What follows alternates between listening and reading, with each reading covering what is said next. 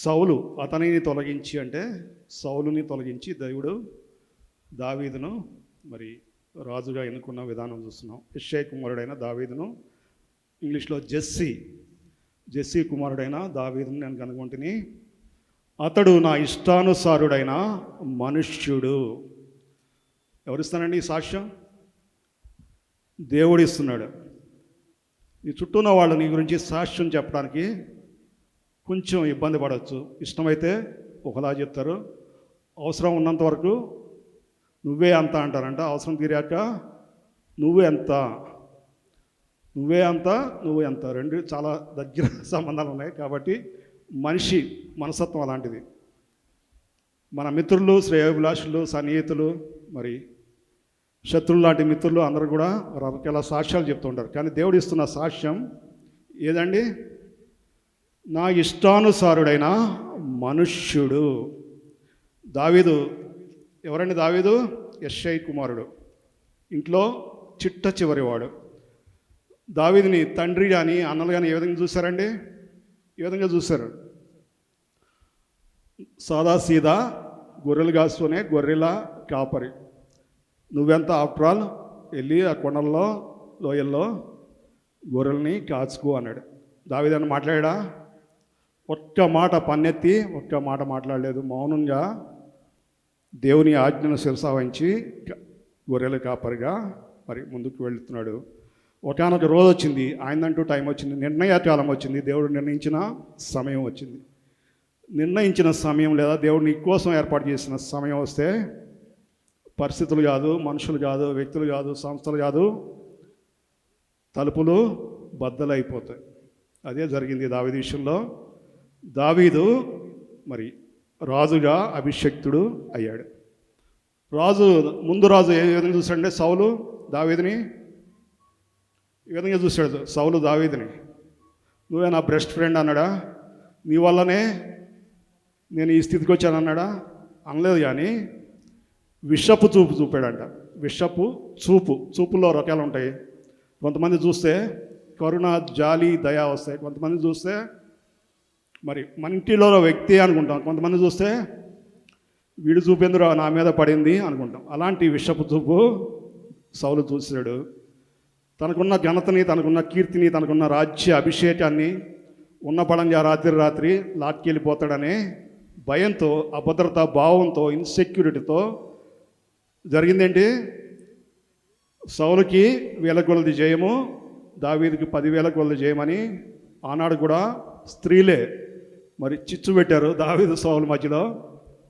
కాబట్టి సౌలు భయపడిపోయాడు, అభద్రతలో నిండిపోయాడు, ఇన్సెక్యూరిటీలో మునిగిపోయాడు. అప్పటి నుంచి దావీదుని వెంటాడటం ప్రారంభించాడు. దేవుడు ఎలా చూస్తున్నాడండి? నా హృదయానుసారుడైన మనుష్యుడు. మోషే గురించి ఏ విధంగా చూస్తాడు దేవుడు? మిక్కిలి సాత్వికుడు, నా ఇల్లంతటిలో నమ్మకమైన వాడు. మరి దావీదు జీవిత చరిత్ర అందరికీ తెలుసు. చిన్నప్పటి నుంచి సండే స్కూల్స్ నుంచి కథలుగా, మరి రైమ్స్గా, లేకపోతే స్కిట్స్గా, పాటలుగా, యాక్షన్ ప్లేస్గా మనం వింటూనే ఉన్నాం, చూస్తూనే ఉన్నాం. మరి ఆయన జీవితంలో బైబిల్ గ్రంథం 2 చాలా తప్పులు చేశాడు. He's not a mister perfect కానే కాదు. నీతిమంతుడు లేడు, ఒక్కడు లేడు అని బైబిల్ చెప్తుంది. మనం చదువుతూ ఉంటాం, మనం నిద్రలో లేపినా ఆ వాటిని చెప్తాం. కానీ పక్కవాడు పర్ఫెక్ట్గా ఉండాలని మనం చాలా తాపత్రయపడిపోతాం. చాలా వీళ్ళూరుతూ ఉంటాం. ఎందుకంటే మన గురించి కాదు, పక్కవాడు చాలా పర్ఫెక్ట్గా ఉండాలి, చాలా మరి ఉండాలి, చాలా దేవుడు చెప్పిన విధంగా ఉంటాం. కానీ దేవుడు చెప్తుంది మనమే సరి చేసుకోమని. బైబిల్ గ్రంథంలో 2 ఘోరమైన తప్పిదాలు, దావీదు జీవితంలో దొరికిన 2 తప్పిదాలని మనం బైబిల్ గ్రంథం రికార్డ్ చేసింది. మొట్టమొదటి ఏంటంటే మనందరూ తెలుసు, యుద్ధం వచ్చింది. యుద్ధంలోకి వెళ్లకుండా రాజుగారు రెస్ట్ తీసుకుంటున్నారు. డాబా మీదకి వెళ్ళాడు, మేడ మీదకి వెళ్ళాడు. అక్కడ ఒక అందమైన అమ్మాయి కనిపించింది. వెంటనే ముందుకు వెళ్ళిపోయాడు. తద్వారా ఏం జరిగింది మీ అందరూ తెలుసు. అదే వ్యక్తి ద్వారా దేవుడు నువ్వు చేసిన తప్పిదాన్ని కూడా దేవుడు మరి లోకానికి అంతటికి ఉపయోగపడే ఆశీర్వాదంగా మార్చగలడనే దానికి మరి ఊరియా భార్య అయిన బెత్షెబా అనుకోవటంతో దావీదు ఎవరు వచ్చారండి భూమి మీదకి? రాజైన సొలొమోను, మిక్కిలి జ్ఞానవంతుడైన సొలొమోను భూమి మీదకి వచ్చాడు. రెండవ తప్పిదం మనకు తెలుసు, 2 సమూయేలు 6వ అధ్యాయంలో రికార్డ్ చేయబడి ఉంటుంది. దేవుని మందసాన్ని ఎక్కడి నుంచి అండి? గిబియా నుంచి దావీదు పురానికి లేదా యెరూషలేము నగరానికి తీసుకురావాలని దావీదు సంకల్పిస్తాడు. దానికి దేవుడు ఒక ప్రోటోకాల్ పెట్టాడు. దేవుడు ఏం చెప్తే అదే చేయాలి. దేవుని పనిలో, దేవుని పరిచర్యలో, దేవుని సేవలో, నేను మళ్ళీ చెప్తున్నాను, దేవుడు ఏం చెప్తే అదే చేయాలి. నీ ఇష్టం వచ్చింది చేయటానికి వీల్లేదు. ఇంట్లో చేసుకోవచ్చు, ఉద్యోగంలో చేసుకోవచ్చు, వ్యాపారంలో చేసుకోవచ్చు, రాజకీయాల్లో చేసుకోవచ్చు, ఇంకెక్కడైనా చేసుకోవచ్చు. కానీ దేవుని సేవ పరిచర్యలో, దేవుని సేవలో, దేవుని పనిలో, దేవుని కార్యక్షేత్రంలో, దేవుని మందిరంలో, దేవుడు ఉండే చోట్లో దేవుడు చెప్పింది మాత్రమే జరగాలి. అలా జరగలేదు. ఏం జరిగిందండి? దావీదు ఏం చేశాడు? 30,000 మంది శూరులను తీసుకున్నాడు. ఒక క్రొత్త బండి ఒకటి తీసుకున్నాడు. దానికి పాడేవులను కట్టించాడు. మందసాన్ని తీసుకురావడానికి ప్రయత్నించాడు. ఏం జరిగింది? దేవుని కోపం ఉన్న ఫలంగా దిగింది. ఒక వ్యక్తి మరి అక్కడికక్కడే మాడి మసి అయిపోయాడు. దేవుని కోపం దిగితే ఎలా ఉంటుందనేది నిన్న మొన్న మన వాట్సాప్లో పాల్ గారు మరి ఒక మెసేజ్ ఫార్వర్డ్ చేశారు. భూకంపం వస్తే మరి 50-60 ఫ్లోర్స్ ఉన్న బిల్డింగ్ కూడా సినిమాలో సెట్టింగ్ లాగా కుప్ప కూలిపోతుంది. దానిలో ఉన్న మనుషులు అరవటం, అది కూడా మొత్తం రికార్డెడ్ అయి ఉంది. మరి అది ఎంతమంది విన్నారో, ఎంతమంది వినలేదో, ఎంతమంది చూసారో నాకు తెలియదు. చూస్తే దేవుని కోపం, ఆయన ఊపిరి విడవుగా, నాసికారంధ్రం నుండి ఊపిరి విడవుగా ప్రవాహంలో అడుగు భాగాలు కనపడాయంట. సముద్రం అడుగు ఎవరైనా చూస్తారండి? ఎవరికి సాధ్యం కాదు. కానీ దేవుని ఊపిరి గట్టిగా ఊపిరి వదిలిపెడితే సముద్రం అడుగు భాగం కనిపిస్తుంది. అంతటి భయంకరమైన దేవుడు, నీ దేవుడు ప్రేమమయుడు, కరుణామయుడు, జాలిగలవాడు, కృపా సంపన్నుడు. కానీ ఆయనకు ఉన్న రెండవ పార్శ్వం ఏంటండి? భయంకరమైన దేవుడు, రోషము కలిగిన దేవుడు. మరి అలాంటి దేవుడి చేతిలో దావీదు పడ్డాడు. ఉన్న పడంగా ఆ మందసాన్ని ఎక్కడ పెట్టాలో తెలియక పక్కన కనపడ్డ ఒక ఇంట్లో, మరి ఓబేదేదోం అనే పెద్ద ఆయన ఇంట్లో పెట్టేసి ఒక 3 నెలలు దేవుడిని పూర్తిగా మర్చిపోయాడు. మందసం అంటే ఏంటి? దేవునికి ప్రతిరూపం. దేవుని ఉనికికి, దేవుని మరి మాటకి ప్రతిరూపమైన మందసాన్ని వదిలిపెట్టేసి ముందుకు వెళ్ళిపోయాడు. అలా దావీదు జీవితంలో 2 తప్పుల్ని, 2 ఘోరమైన తప్పిదాన్ని పరిశుద్ధ గ్రంథం రికార్డ్ చేసింది. ఆ తప్పుదాల దగ్గరే లేదా ఆ దోషాల దగ్గరే దావీదు నిలిచిపోలేదండి. 51వ కీర్తన మొదటి 4వ వచనం అందరూ చాలామంది తెలిసిన వాక్యమే, మరి బట్టి వచ్చిన వాక్యమే. ఒకసారి చూద్దాం. దేవా, నీ కృప చొప్పున నన్ను కరుణింపము, నీ వాత్సల్య బాహుల్యం చొప్పున నా అతిక్రమమును కడిగి వేయము. చదవండి. నా దోషం పోవునట్లు నన్ను బాగా కడుగుము, నా పాపం పోవునట్లు నన్ను పవిత్రపరచుము. పాపం పోవునట్లు పవిత్రపరచుము. చదవండి. నా అతిక్రమములు నాకు తెలిసే ఉన్నవి, నా అతిక్రమములు నాకు తెలిసే ఉన్నవి, నా పాపం ఎల్లప్పుడూ నా ఎదుటినున్నది. ఒక నిమిషం అండి. మన పాపాలు, మన అతిక్రమాలు ఎవరు తెలవాలండి? మనకే తెలిసి ఉంటాయి. కానీ మనం వాటిని కప్పెట్టేస్తాం, దుప్పటి కప్పేస్తాం. పక్కవాడి పాపాలని, పక్కవాడి అతిక్రమాలని ఎక్స్పోజ్ చేయడానికి, వాట్సాప్లో మెసేజ్ చేయడానికి, పక్కవాడికి ఫోన్ చేసి వాటి గురించి బాతాకాన్ని చెప్పడానికి, వాళ్ళ గురించి జడ్జిమెంట్ ఇవ్వడానికి మనం చాలా ఇష్టపడుతూ ఉంటాం, ఉబలాట పడుతూ ఉంటాం. నేను ఇంతకుముందు కూడా చెప్పాను, నువ్వు తీర్పు తీర్చడానికి నువ్వు ఎవరివి అని బైబిల్ అడుగుతుంది. నువ్వు తీర్పు తీర్చేవాడు, యావత్ సృష్టిలో సృష్టికర్త ఒక్కడే తీర్పు తీర్చే అధికారం ఆయనకి మాత్రమే ఇవ్వబడింది. దేవాది దేవునికే. ఒకవేళ నీ పక్కవాడు తప్పు చేస్తే నువ్వు సున్నితంగా ఆ తప్పుని అతని దృష్టికి తీసుకురావాలి. వింటలేదా? సంఘ పెద్దలను తీసుకెళ్ళి పెద్దల సమక్షంలో అతన్ని బాగు చేయడానికి ట్రై చేయాలి. అంతే తప్ప నువ్వు తీర్పు తీర్చకూడదు. ఆ తప్పు నుంచి ఇంకా మరిన్ని తప్పుల వైపు వెళ్ళేవే కదా అతని జీవితాన్ని ముందుకి మరి సాతాను వైపు తోసివేయకూడదు. నా ముందు ఉన్న వాళ్ళు చాలామంది నాకు అనిపిస్తున్నారు, అలాంటి జీవితంలో మనం ఉన్నామేమో. ఒక్కసారి మిమ్మల్ని ప్రేమపూర్వకంగా ప్రాధేయపడుతూ, రిక్వెస్ట్ చేస్తూ, బతిమాలుతూ అడుగుతున్నాను, మన జీవితాన్ని మనమే సరి చేసుకోవాలి. మన పాపాలు, మన అతిక్రమాలు ఎవరి దగ్గర ఉంటాయండి? నీ ఎదురుగుండా, నీ కళ్ళ ఎదురుగుండా, నీ మనస్సాక్షి ఎదురుగుండా, నీ హృదయం ఎదురుగుండా, నీ ఆత్మ ఎదురుగుండా, నీ శరీరం ఎదురుగుండా కనిపిస్తూ ఉంటాయి. ఎప్పుడు కనిపిస్తాయి? హాస్పిటల్లో పడ్డప్పుడు, ఐసీయూలో ఉన్నప్పుడు, ఒక్కసారిగా రేపటికి ఒక 100 రూపాయలు అన్న ఇంట్లో లేనప్పుడు అప్పుడు మాత్రమే మన జీవితం ఏంటి మనకి కనిపిస్తుంది. దేవుడు అలాంటి పరిస్థితి తీసుకురాకముందే మనం సరి చేస్తాం. చదవండి. నా పాపం ఎల్లప్పుడూ నా ఎదుటనున్నది, నీకు కేవలము నీకే విరోధముగా నేను పాపం చేస్తే ఎవరికి విరోధం చేస్తున్నాం? మన శరీరానికి వ్యతిరేకంగా మనం పాపం చేస్తున్నాం, దేవునికి వ్యతిరేకంగా పాపం చేస్తున్నాం. పాపం అనేది శరీరానికి కాస్తంత ఆనందాన్ని ఇవ్వచ్చు, ఎంజాయ్ ఇవ్వచ్చు, తృప్తిని ఇవ్వచ్చు, అదేదో తెలియని ఆనందాన్ని, అలౌకిక ఆనందాన్ని ఇచ్చిందని అనుకోవచ్చు. కానీ తద్వారా నువ్వు దేవునికి వ్యతిరేకంగా నువ్వు పాపంలో వెళ్తున్నావు. చదవండి. నీ దృష్టి ఎదుట నేను చెడుతనము చేసి ఉన్నాను, కావున ఆజ్ఞ ఇచ్చినప్పుడు నీవు నీతిమంతుడుగా ఆగపడదువు, తీర్పు తీర్చినప్పుడు నిర్మలుడుగా ఆగపడదువు. చాలండి. బలలో చేతులు వేస్తే నువ్వు నేను చేయాల్సిన పని, మనలో ఇంకా ఏవైనా తప్పిదాలు, దోషాలు, పాపాలు, ఎందుకంటే మనం భూమి మీద నివసిస్తున్నాం, శరీరంతో నివసిస్తున్నాం. మనం పరలోకంలో లేవు, ఆత్మతో నివసించున్నాం, శరీరంతో నివసిస్తున్నాం. శరీరం అనేది తేలిగ్గా దేనికి అట్రాక్ట్ అవుతుందండి? ఓన్లీ పాపానికి మాత్రమే శరీరం అట్రాక్ట్ అవుతుంది. నీతికి, పవిత్రతకి, పరిశుద్ధతకి చాలా తక్కువగా మరి రెస్పాండ్ అవుతూ ఉంటుంది. కాబట్టి మన శరీరాన్ని, మన దేహాన్ని, మన హృదయాన్ని కాపాడుకోవాల్సిన బాధ్యత మన మీదే ఉంది. మన తప్పిదాలని, మన దోషాలని, మన బలహీనతల్ని గుర్తించాలి. ఆనాడు దావీదు చేసిన విధంగా మనం గుర్తించి వాటిని విడిచిపెట్టాలి. తిరిగి వాటి వైపు చూడకుండా మన ఆత్మీయ జీవితంలో ముందుకు సాగాలి. దావీదు చేసిన మొట్టమొదటి పని, అతను చేసిన దోషాల నుంచి అతను పాఠాలని నేర్చుకున్నాడు, గుణపాఠాలని నేర్చుకున్నాడు. He learns from his mistakes.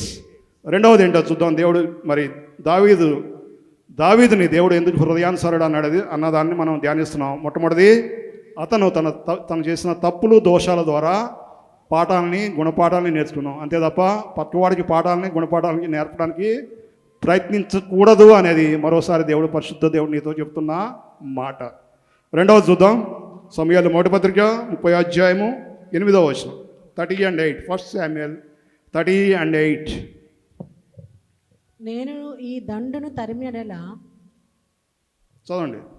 దాని కలచుకొందునా అని యెహోవా యొద్ద దావీదు విచారణ చేయగా, యెహోవా తరుము, నిశ్చయముగా నీవు వారిని కలుసుకొని తప్పక నీ వారిని అందరినీ దక్కించుకుందువని సెలవిచ్చాను. చాలండి. ఇక్కడ నేపథ్యం ఏంటంటే, సిక్లగ్ అనే పట్టణాన్ని శత్రు దేశాలు లేదా శత్రు మూటలు చుట్టుముట్టాయి. అప్పటి వరకు వీళ్ళు రాజ్యాల మీద రాజ్యాలను జయిస్తూ వస్తున్నారు. దావీదు అతనితో ఉన్న 400 మంది యువకులు లేదా శూరులు. ఈలోగా వేరే రూట్ నుంచి శత్రు దేశం దండెత్తి భార్య పిల్లల్ని మొత్తం అందరినీ అక్కడ ఎవరంటూ మిగలకుండా, మన కోవిడ్ సమయంలో మనం చూసాం రోడ్లు ఎలా ఉన్నాయి, అలాంటి విధంగా సిక్లగ్ పట్టణాన్ని మార్చేశారు. అప్పుడు ఆయనతో పాటు ఉన్నవాళ్ళు, అప్పటి వరకు రైట్ హ్యాండ్ నేనే, లెఫ్ట్ హ్యాండ్ నేనే దావీదుని ముందుకు తీసుకెళ్ళిన వాళ్ళు ఏమనుకుంటున్నారంట? ప్రాణం విసికినందున దావీదును రాళ్ళు వేసి చంపుదామని ఆలోచించుకున్నారంట. జాగ్రత్త, నా పక్కన వాళ్ళు ఉన్నారు, నా పక్కన వీళ్ళు ఉన్నారు, నా పక్కన వీళ్ళు ఉన్నారు అనుకుంటే జరిగే ప్రమాదాన్ని దేవుడు పరిశుద్ధ గ్రంథంలో రికార్డ్ చేసి పెట్టాడు. ఎవరున్నారండి నీ పక్కన?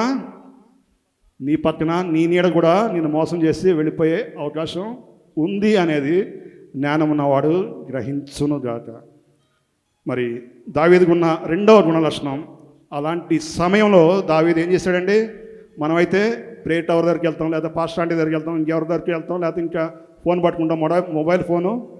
మనకి ఇష్టమైన వాళ్ళకి ఫోన్ చేసి సలహా అడుగుతాం. వాళ్ళకి 1,00,000 సమస్యలు ఉంటాయి. ఆ సమస్య నుంచి వాళ్ళు బయటికి రారు. నీకు మాత్రం చాలా సిన్సియర్గా సమస్య ఇస్తూ ఉంటారు. అలాంటి వాళ్ళ దగ్గరికి మనం వెళ్తాం. ఎందుకంటే మనకి మనం ఉన్నది శరీరంతో, శరీరాన్ని ఏలుతుంది ఎవరండి? లోకాధికారి అయిన దుష్టుడు. కాబట్టి మనం అలాంటి వైపే మనం వెళ్తూ ఉంటాం. కానీ దావీదు అలా చేయలేదు. దేవుని యొద్దకు వెళ్ళి విచారణ చేశాడు. ఎల్లవేళలా, ఎలాంటి సమయమైనా నీ దేవుడు పతనం నుంచి, వీడు పని అయిపోయిందిరా బాబు, ఇంకా వీడు లేడు, విప్పర్తి అనేవాడు లేడు, మనం క్లోజ్ చేస్తాం, ఫినిష్ చేస్తాం, సమాధి చేస్తాం, ఇంక రేపు నుంచి కనపడ్డు అనుకోవచ్చు కాక, కానీ నీ దేవుడు పతనం నుంచి పతాక స్థాయికి, పతాకం అంటే తెలుసా? నువ్వు నీ జన్మలో వెళ్ళలేని స్థాయికి తీసుకెళ్ళి కూర్చోపెట్టే దేవుడు, నువ్వు నేను నమ్మిన సజీవుడైన దేవుడు. చప్పట్లు కొడదాం. నీ దేవుడు అంతటి గొప్ప దేవుడు. ఎప్పుడండి? ఆయన చెప్పింది చెప్పినట్టు చేసే వాళ్ళకి మాత్రం, అందరికి కాదండి. చర్చికి వచ్చేవాళ్ళకి కాదు, వాక్యం చెప్పేవాళ్ళకి కాదు, వాక్యం వినేవాళ్ళకి కాదు, స్కిట్లు వేసేవాళ్ళకి కాదు, పాటలు పాడేవాళ్ళకి కాదు, క్వైర్ బృందంలో వాళ్ళకి కానీ కాదు. ఆయన చెప్పింది చెప్పినట్టు పొల్లు పోకుండా త్రికరణ శుద్ధిగా మనసా వాచ కర్మణ పాటించి నీ జీవితం ద్వారా బయట ప్రపంచానికి చూపించినప్పుడు మాత్రమే దేవుడు నీ జీవితంలో కార్యాలు చేస్తాడు. దావీదు అదే చేశాడు. రెండోది ఏంటండి? He always seek God's will. దేవుని చిత్తం ఏంటి, దేవుని ఇష్టం ఏంటి, దేవుని ప్రణాళిక ఏంటి, దేవుడు ఏం చెప్తున్నాడు, అది మాత్రమే చేశాడు దావీదు. మూడోది చూద్దాం. మూడోది కీర్తన, అదే కీర్తన 50వ కీర్తన 23వ అధ్యాయం 23వ వచనం 50-23. నన్ను మహిమపరచుచున్నాడు, నేను వానికి దేవుని రక్షణ కనపరచినట్లు వాడు మార్గము సిద్ధపరచుకొనెను. స్తుతియాగం అర్పించేవాడు నన్ను మహిమపరుచున్నాడు. ఎవరు మహిమపరుస్తున్నాడండి? సజీవుడైన దేవుణ్ణి మహిమపరుస్తున్నాడు, సర్వసృష్టికర్త అయిన దేవుణ్ణి మహిమపరుస్తున్నాడు. నన్ను సృష్టించి భూమి మీద పంపించిన దేవుణ్ణి మహిమపరుస్తున్నాడు. తనను తాను మహిమపరచుకోవట్లేదు, తనకి ఇష్టమైన వాళ్ళని మహిమపరచట్లేదు, తనకి ఇష్టమైన పాస్టర్ గారిని మహిమపరచట్లేదు. నీ దేవునికి రావాల్సిన మహిమ దేవునికి మాత్రమే ఆపాదించాల్సిన అవసరం ఎంతైనా ఉంది. జాగ్రత్త, నీ మాట జాగ్రత్త, నీ నోరు జాగ్రత్త, నీ పెదవులు జాగ్రత్త. దేవునికి రావాల్సిన మహిమ దేవునికి మాత్రమే చెందాల్సిన అవసరం ఉంది. నువ్వు తెలియక మాట్లాడితే దేవుడు క్షమిస్తాడు. తెలిసి పదే నీ స్వార్థ ప్రయోజనాల కోసం దేవునికి చెందాల్సిన మహిమను దేవుని సమక్షంలో వ్యక్తులకు, శక్తులకు, వ్యవస్థలకు నువ్వు కట్టబడితే నీ నెత్తి మీదకి నువ్వే సజీవుడైన దేవుని నుంచి శాపాన్ని కొని తెచ్చుకునే అవకాశం ఉంది. స్తుతియాగం అర్పించేవాడు నన్ను మహింపరుచున్నాడు, నేను వానికి దేవుని రక్షణ కనపరచున్నట్లు వాడు మార్గము సిద్ధపరచుకున్నాను. ఎక్కడ తెచ్చుకున్నాడంటే మార్గము, నిత్య జీవానికి మార్గం నేను అందుకోవాలంటే, లేదా మార్గంలో ప్రయాణించాలంటే, తుది శ్వాస వరకు ఆ మార్గంలో వెళ్ళాలంటే నేను చేయాల్సిన పని ఒక్క రోజు లేదా ఒక ఫోటో లేదా ఒక అకేషన్లోనో థ్యాంక్స్ గివింగ్ ప్రేయర్ పెట్టుకుంటే అయిపోదండి. నీ జీవితము నిత్య స్తుతి యాగముగా మారాలి. ఎలా మారాలండి? నీ జీవితము నిత్య స్తుతి యాగముగా మారాలి. అర్థమవుతుందండి నేను చెప్పిన మాట? కొంచెం కష్టం అంటారా? నీ జీవితము నిత్యము ఎల్లవేళలా 24/7 365 days దేవుణ్ణి స్తుతించేదిగా నీ జీవితాన్ని చూసి, నీ జీవన విధానాన్ని చూసి, నీ చుట్టుపక్కల వాళ్ళు, నీ అపార్ట్మెంట్లో ఉన్నవాళ్ళు, నీతో సంచరించే వాళ్ళు, నీ ఉద్యోగంలో నీ కొలీగ్స్, నీ బాసులు అందరూ నీ దేవుణ్ణి మహిమపరచాలి. ఆ విధంగా నువ్వు ఎక్కడైనా పని చేయి, నిమ్స్లో పని చేయి, లేదా ఇంకెక్కడైనా పని చేయి, నీ జీవన విధానాన్ని, నువ్వు కొలీగ్స్తో ప్రవర్తించే విధానాన్ని చూసి నీ దేవుడు మహిమపరచబడాలి. నీ దేవుడు మహిమపరచబడాలి. అదే దావీదు చేసింది. ఏం చేశాడండి? 3 విషయాలను మీ ముందు ఉంచాను. మొట్టమొదటిది తప్పిదాల నుంచి పాఠాన్ని నేర్చుకున్నాడు. రెండవది ఎల్లవేళలా దేవుని చిత్తాన్ని, దేవుని ఇష్టాన్ని కనుక్కున్నాడు, ఆ మార్గంలోనే ప్రయాణించాడు. మూడవది తన జీవితాన్ని నిత్య స్తుతియాగంగా మార్చుకున్నాడు. ఈ 3 నేను చేయగలిగితే, అలాంటి రోషము, అలాంటి ధైర్యము, అలాంటి సత్తా నీకుంటే ఇప్పుడే ఈ ఛాలెంజ్ని స్వీకరించు. ఆ తర్వాత బలలో చేతులు వేయి. లేదు నా ఇష్టం అంటే నీ ఇష్టమే, దేవుడు నీకే వదిలేశాడు. మిగిలిన ఆయుష్కాలం అంతా కూడా దేవుడు ఇస్తూ ఉంటాడు. మరి దేవుని ప్రణాళికని అందిపుచ్చుకోవడం అనేది చాలా ఇంపార్టెంట్. ఒకసారి కళ్ళు మూసుకుందాం. 3 అంశాలని మీ ముందు ఉంచాను. మొట్టమొదటిది తప్పిదాల నుంచి పాఠాలు నేర్చుకోవడం. రెండవది దేవుని చిత్తాన్నే, దేవుని ఇష్టాన్నే మన జీవితాల్లో నెరవేర్చడం. మూడవది నిత్య స్తుతియాగంగా మన జీవితాన్ని మార్చుకోవటం. నీ చుట్టూ ఉన్నవాళ్ళు, నీ పక్క వాళ్ళు, నీ ఇంట్లో వాళ్ళు, నీ తోబుట్టులు, నీ అన్నదమ్ములు, లేదా నీ తల్లిదండ్రులు నిన్ను చులకనగా, హేళనగా, నిందాపూర్వకంగా చూడవచ్చు. వాళ్ళ రీజన్స్ వాళ్ళవి, వాళ్ళ కారణాలు వాళ్ళవి, వాళ్ళ ఈక్వేషన్లో వాళ్ళవి. దానికి నువ్వు బాధపడాల్సిన పనే లేదు. దేవుని దృష్టిలో నువ్వు ఎలా ఉన్నావు, దేవుడు నిన్ను ఎలా చూస్తున్నాడు అనేది very very important, crucial point. బలలో చేతులు వేస్తున్నా నీతో దేవుడు మాట్లాడుతున్నాడు. దేవుని దృష్టిలో నువ్వు ఎలా ఉన్నావు? సజీవుడైన దేవుని దృష్టిలో నువ్వు ఎలా ఉన్నావు? ఓ చెల్లి, ఓ తల్లి, ఓ అన్న, ఓ తండ్రి, దేవుడు నీతోనే మాట్లాడుతున్నాడు. నీ చెవులు మూసుకుంటే సజీవమైన వాక్యము పక్కకి వెళ్ళిపోతుంది. రక్షణ భాగ్యము నిన్ను కాదని పక్కకి వెళ్ళిపోతుంది. చెవి మూసుకోవద్దు, చెవి గలవాడు వినుగాక అంటున్నాడు. 3 అంశాలు దావీదుని దేవునికి ఇష్టమైన వ్యక్తిగా, హృదయానుసారుడిగా మార్చాయి. మొట్టమొదటిది, నేను తప్పు చేయటం అనేది సహజం. ఆ తప్పుని విడిచిపెట్టి మళ్ళీ దాని వైపు పదే పదే ఆ తప్పు వైపు వెళ్ళకూడదు. బల్ల సిద్ధం చేసింది దానికోసం కాదండి. ప్రతి ఆదివారం బల్ల ఇస్తున్నారు కదా, అదే తప్పు చేద్దాం, మిగతా 6 రోజులు 7వ రోజు వచ్చి బల్ల తీసుకుందామని దానికోసం పెట్టలేదండి. చాలామంది అపోహపడుతూ ఉంటారు, దానికోసమే అనుకుంటూ ఉంటారు. నువ్వేదన్నా చెయ్యి, నువ్వు చేసిన ప్రతి పని ద్వారా దేవుని నామం మహిమపరచబడాలి. అదే నిజమైన థ్యాంక్స్ గివింగ్. 1 గంట 2 గంటలు ఇంట్లో ప్రేయర్ పెట్టుకుంటే దేవుని నామం ఎట్టి పరిస్థితుల్లోనూ మహిమపరచబడదు. చాలా ఖండితంగా, చాలా నిష్కర్షగా, చాలా నిజాయితీగా, చాలా గుండె ధైర్యంతో చెప్తున్న మాట. పరిశుద్ధాత్మ దేవుడు నీతో మాట్లాడుతున్నాడు. 3 అంశాలు. నీ తప్పిదాలని విడిచిపెట్టు, వాటి వైపు తిరిగి చూడొద్దు. 2వది, ఎల్లవేళలా దేవుని చిత్తాన్ని, అది కష్టమైన, నష్టమైన, నిష్ఠూరమైన, నింద అయినా, ఏదైనా కానీ దేవుని చిత్తాన్ని మాత్రమే నువ్వు ఎత్తి పట్టుకోవాలి. 3వది, నీ జీవితము నిత్య స్తుతియాగంగా మారాలి. ఆ 3 అంశాలని దేవా నా జీవితంలో నువ్వు ఈ క్షణమే అందించని నోరు తెరిచి అడుగుదాం, ప్రార్థిద్దాం, ప్రాధేయపడదాం. సజీవుడైన దేవుని సన్నిధిలో ఉన్నాం. అందరం కలిసి ఒక్కసారి దేవుణ్ణి ప్రార్థిద్దాం. ఎవరు నిర్లక్ష్యంగా ఉండొద్దండి. మీరు ఆత్మీయంగా చాలా చాలా హై పొజిషన్లో ఉండొచ్చు, కానీ దేవుడు నిన్ను ప్రార్థించమని దేవుడు కోరుతున్నాడు. పరిశుద్ధాత్మ దేవుడు నీ పెదాలు విప్పమంటున్నాడు, నీ నోరు తెరవమంటున్నాడు. ఆయనతో మాట్లాడదాం. ప్రార్థించడం అంటే నేరుగా దేవునితో సంభాషించే సమయం. ఎక్కడ ఉన్నావు నువ్వు? ఎక్కడ నిలబడి ఉన్నావు? ఎక్కడ నీ జీవితం స్టక్ అయిపోయి ఉంది? తప్పిదాల్లోనే ఇంకా ఉన్నావా? దోషాల్లోనే ఇంకా ఉన్నావా? పాప జీవితంలో ఇంకా ఉన్నావా? రహస్య జీవితంలో ఇంకా ఉన్నావా? తెలియని జీవితంలో ఇంకా ఉన్నావా? తెలియని జీవితంలో ఏదో ఆనందాన్ని జరుపుకోవాలని అక్కడే నిలబడిపోయావా? వాటిని విడిచిపెట్టి నువ్వు రాగలిగితే, తిరిగి దాని వైపు చూడకుండా ఉండగలిగితే, దాన్ని సైతం ఆశీర్వాదంగా మార్చగల దేవుడిని నువ్వు కలిగి ఉన్నావు.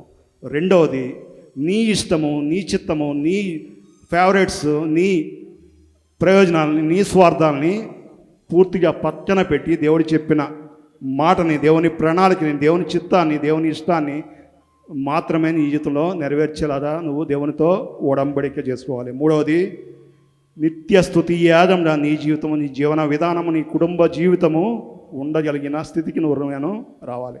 దేవుడు అట్టి కృప, అట్టి ప్రణాళిక నీ జీవితంలో నెరవేరాలని దేవుడు కోరుతున్నాడు.